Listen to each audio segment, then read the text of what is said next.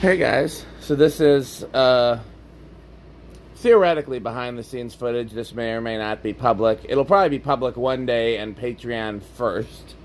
So if you want to see sneak previews and behind the scenes footage, go to patreon.com/dspiffy. This is the CEC 4-blade. Who actually, this is a Lynn-Aire, right? Yes, this is a Lynn-Aire. Yeah. This was their like first model, and then they sold the Emperors, and then I think a few other things before they went out of business. So we wanted to throw it up real quick and see how it did on the RPM and CFM tests. Yep. So this is not a full test video. This is a partial test video. You ready, Pete? Yes. Okay. I don't remember what it did before, but it's jumping up to 1.1, and it's going to drop a little bit. Oh, good. Orange kitty. Oh, there was a black and white one earlier. Hi, Orange Kitty. Oh, I'm scared. Yeah. Pete and I both like cats quite a bit. I mean, I like pretty much all animals. Sure. Dogs and cats equally, but I definitely, if I had to pick one, I'd probably pick cats. But it's a shot. It's, you know, it's neck and neck. Mm-hmm. Well, and as far as like having one, cats are way easier. They're less labor intensive. Yeah. You just dogs, you cannot be gone for very long. with dogs, no. There's no way. Okay. I don't think we had an RPM test. No, I don't think we did. 1194. So that's going to be right around 300. 1200, yes. That's Yeah, 300, and that's... Yep. Sounds about right. It does seem about right.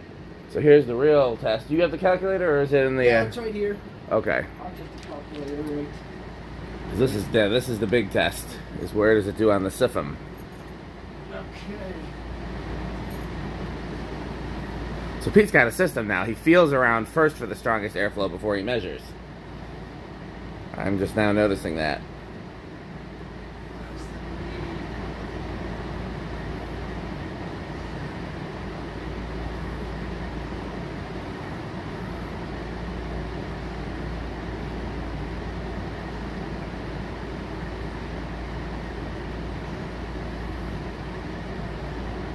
Is what I'm getting.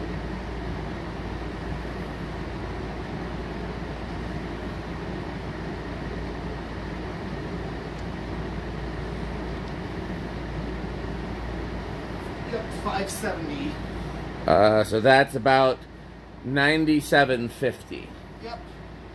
So that is right in the same ballpark as gold lines. Basically, I knew it, I figured. One of the other ones we're going to do, these, you know, when we have no other things to do, is we'll get a blue ladder upstairs and we'll test that SMC and the, what's the, not bird fan, what's the one I'm thinking of?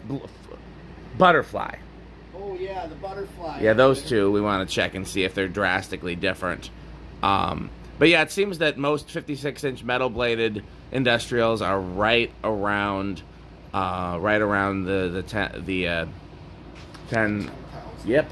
So, okay. I wondered, that's why I'm starting to get curious about, like, say, a cheaper fan, let's say the Menards version of the curved blade industrial. Well, there's... Turn of the century or a Litex utility. There's a few we can measure.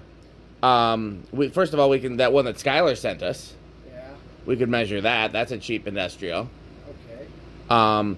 That silver line over there with the bent blades, if you bend those blades back, we could measure that. That's probably about the same as like a Litex utility.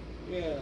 Because I want to see what they're like compared to like a gold line. Yeah, I absolutely. Keep saying, every time I see one, I just keep thinking they are no gold line. Well, I mean, we know they're no gold line because there's a whole lot of factors in that besides just the velocity of the airflow. A quality of build is important too. But yeah, I'm pretty sure the velocity of airflow is significantly lower, but we should definitely measure one and see. But I know a lot of them, their RPM tends to be in the 300 range. Yeah. You got plans to hang this anytime soon?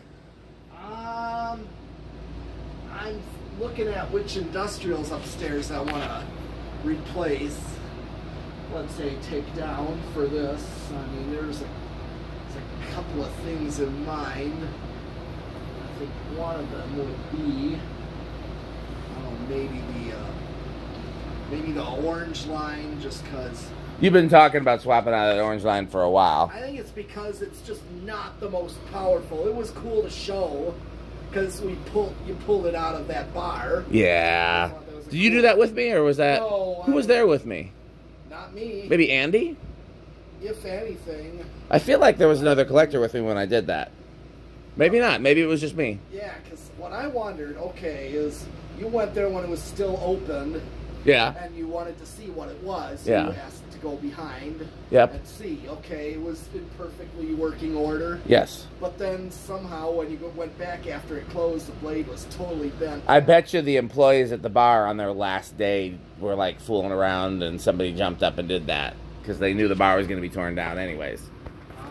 That's what I'd bet. I bet it was while the bar was still open on one of the last days. So, okay, well, I'm going to stop this video, but we're going to do we got a lot of work to do tonight, so you'll see plenty more. Thanks for watching, and bye, Fanstick.